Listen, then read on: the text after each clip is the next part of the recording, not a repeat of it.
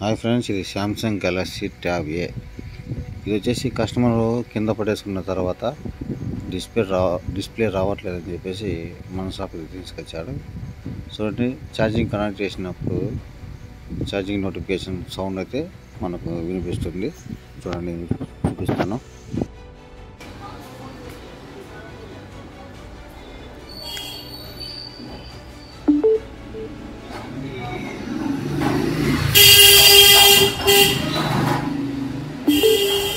ఇది చూసారు కదా, ఛార్జింగ్ నోటిఫికేషన్ సౌండ్ అయితే వినిపిస్తుంది, కానీ మొబైల్ డిస్ప్లే షో కావట్లేదు.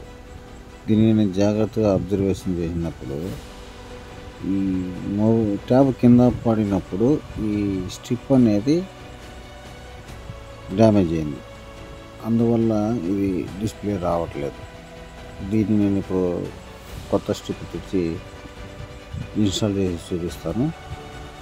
చూడండి ఫ్రెండ్స్, ఇలాంటి ప్రాబ్లమ్స్ ఉన్న ట్యాబ్స్ మీ దగ్గర ఏమైనా ఉంటే నా స్క్రీన్ పైన నెంబర్ ఇస్తున్నాను, మమ్మల్ని కాంటాక్ట్ అవ్వండి. నేను జాగ్రత్తగా రిపేర్ చేసి మీకు అప్పగిస్తాను.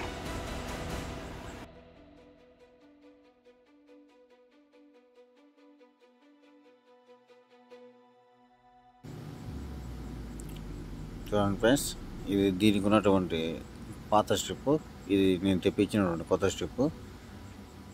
ఇది ఒకసారి కనెక్ట్ చేసి మీకు ట్యాబ్ ఆన్ చేసి చూపిస్తాను. చూడండి,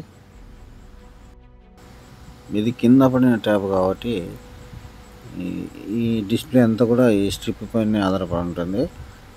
అందువల్ల ఇది ఏమైనా డ్యామేజ్ ఏంటిదేమో అని నేను అబ్జర్వేషన్లో నీట్గా అబ్జర్వేషన్ చేశాను.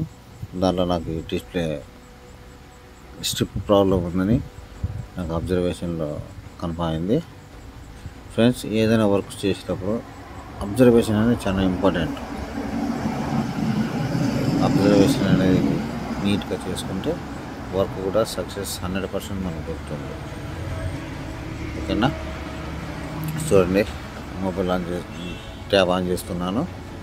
చూడండి, సక్సెస్ఫుల్గా మన ప్రాబ్లం అనేది క్లియర్ అయిపోయింది.